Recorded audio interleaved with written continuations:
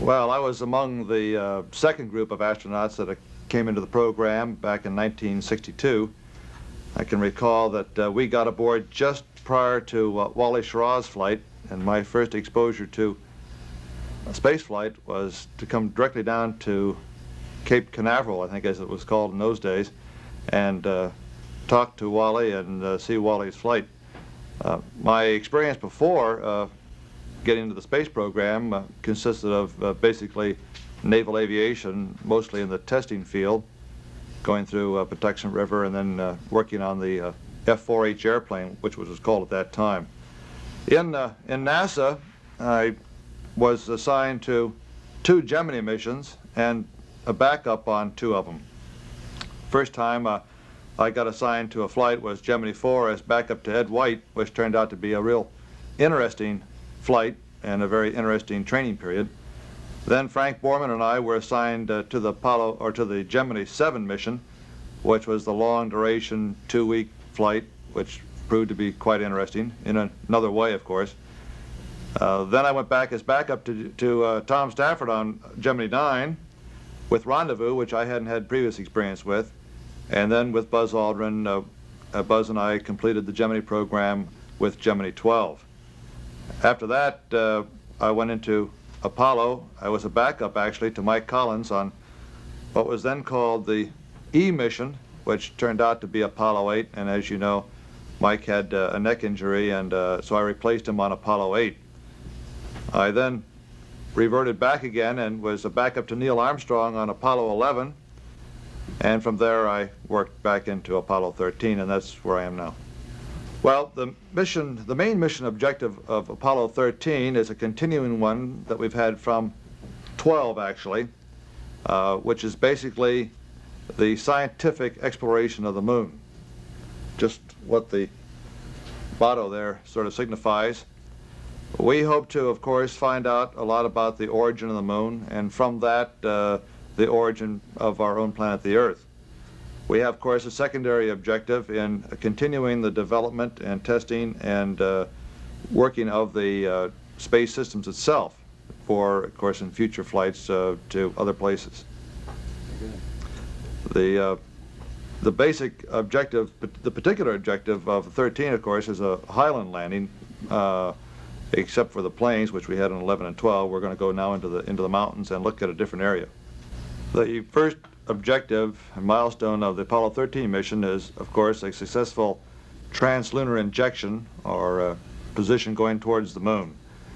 We then hope to make a successful lunar orbit, followed by the command module bringing the entire stack, the stack being the command module and the lunar module, down to an 8 by 60 mile orbit. After that, we'll use the lunar module to land in a mountainous or hilly terrain called Frau Maro. The next milestone will be to explore Frau Maro on foot, to look and find out exactly how it was formed, and also to deploy an experimental package called ALSEP. Then, of course, will be the rendezvous, and following the next day by bootstrap photography or photographing future landing sites for other missions. And of course, the last milestone will be the return home.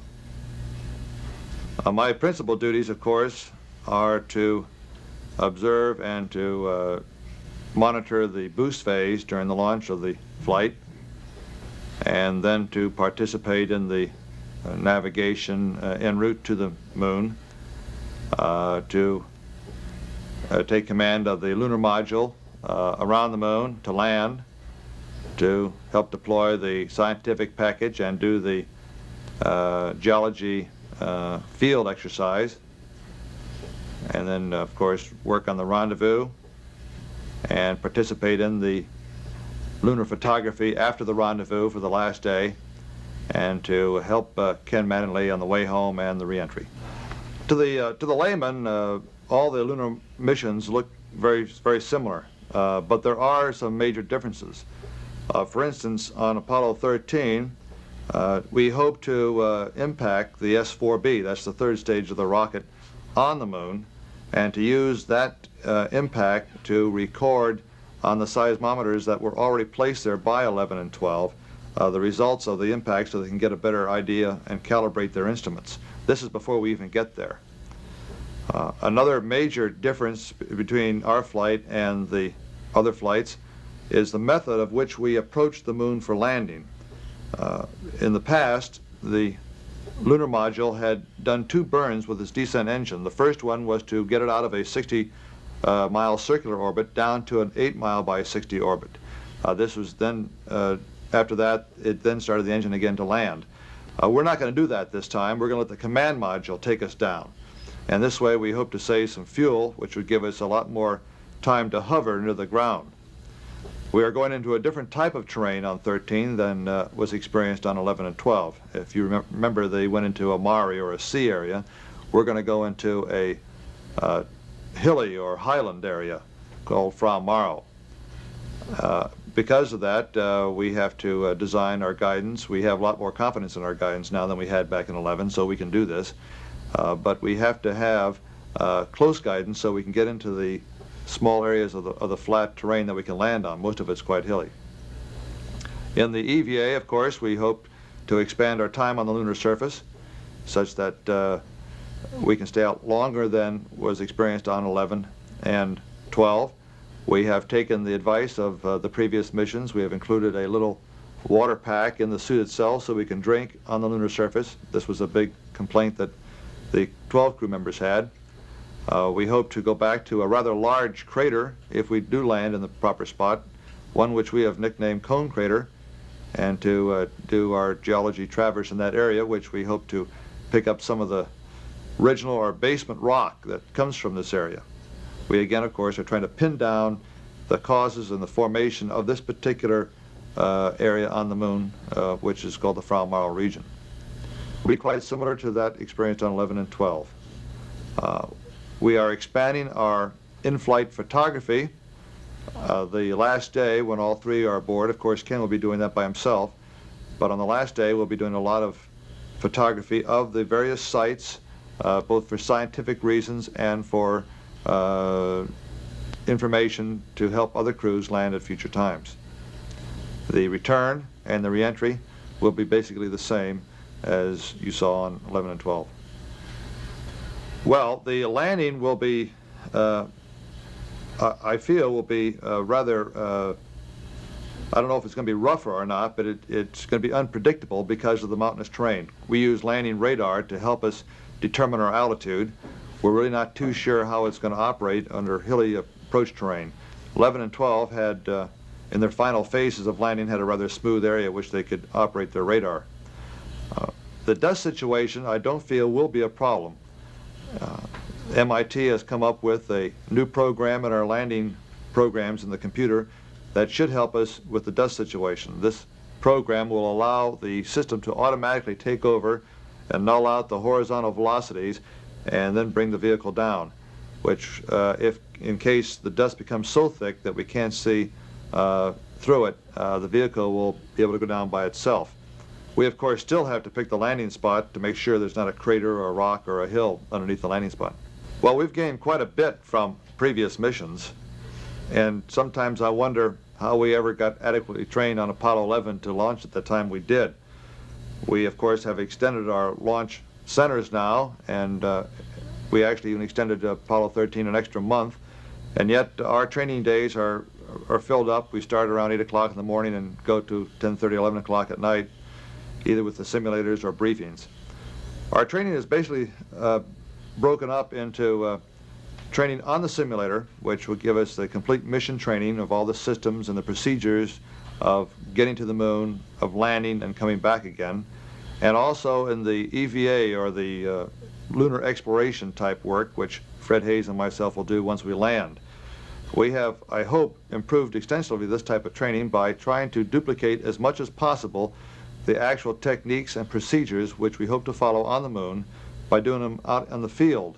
We've gone to places such as Hawaii, which has quite a volcanic representation of what we might find, Flagstaff, out at a place called Kilburn Hole near El Paso, and we try to duplicate exactly what we're going to do on the moon. By repetition, we hope that we can get our procedures down such that it'll become second nature to us. This is one of the experimental packages which we have on Apollo 13. Fred Hayes will actually deploy the drill and do the drilling. Essentially what he's doing will be twofold. One is to place into the lunar surface heat probes to help determine some of the heat flux or heat flow characteristics of the lunar surface. And the second objective is to take a core sample down about 10 feet, a lot lower than we've been able to do before, and bring up this core sample intact to get a history of the lunar surface a lot deeper than we've had been able to in the past. One of the objectives, of course, of our lunar flights is to place on the moon scientific packages which have been designed and built by various scientific communities and colleges, universities, and people. We do this to get the most out of our lunar flights. The package is generally called ALSEP, which stands for Apollo Lunar Scientific Experimental Package, or words to that effect. Anyway, the package is basically a group of scientific experiments based around a power generating device and a central station that is capable of taking the results of the of each scientific experiment and sending it back to the Earth by a communication system. Each flight has different experiments on it, and of course some experiments are repeated. For instance, one of them is the seismometer. We have a device which was also carried on 11 and 12 that is able to record the slight motions of the lunar surface, very similar to what we have for earthquake detection on the Earth. They're very sensitive devices, and I believe that they have picked up the venting of fuel from previous spacecraft that were left on the moon. They can also pick up people walking alongside of it, so they are very sensitive. We will have one of these aboard Apollo 13, which will help set up our network of seismometers on the moon to help detect any lunar activity. We also have two experiments which will essentially try to determine what atmospheric or what the atmosphere or the environment is above the lunar surface, measuring such things as protons or electrons or cosmic rays. These are electrical devices that will pick up any flow or molecular flow or electrical energy that might be there. This is also used to help determine the effect of the solar wind on the lunar surface. As I had mentioned before, one of the big experiments will be the drill, which Fred Hayes will operate, and we'll try to look at the heating of the bottom or the inside of the surface, the flow of heat on the surface itself, or the conductivity of the heat through the material or the regolith to see what kind of characteristics the surface has. And we will try to also to pick up a sample of that surface by digging down with a drill. Let's see, I think I've just about touched on all of the experiments. We use a nuclear power source, of course, for the electrical plant, and we have an electronic central station which will activate before we leave. The EVA times have been extended. We call them open-end times now because we really don't know how things will go once we get there, and we don't want to commit ourselves to a long exploration period and then not be able to fulfill it. We have designed our two EVAs for 4 hours of work. We hope to extend that time to 4.5 hours and possibly 5 if we have the consumables to do it, and also if we feel that we are able to accomplish that safely. The amount of rocks that we're going to bring back, we're going to try to expand the weight of them, at least, I guess, well, we hope at least around 80 pounds, even more if we can. I think the vehicle itself has the capability of lifting these rocks to the command module, and again, it all depends on just how our timeline runs. We don't want to substitute quantity for quality, though, and we're going to try to document completely the rocks that we pick up to make it a lot easier for the scientists back on Earth to get a better knowledge of the area and of the material we bring back. Yes, someone had asked me that previously about whether I was quitting NASA or not. I said no, it just will be my last flight. This is my fourth flight. I have done quite a bit of the work that we have done in space flight. I enjoyed it very much, but there are a lot of people in our program who haven't flown yet, and I feel it only appropriate that I step aside and let other people fly.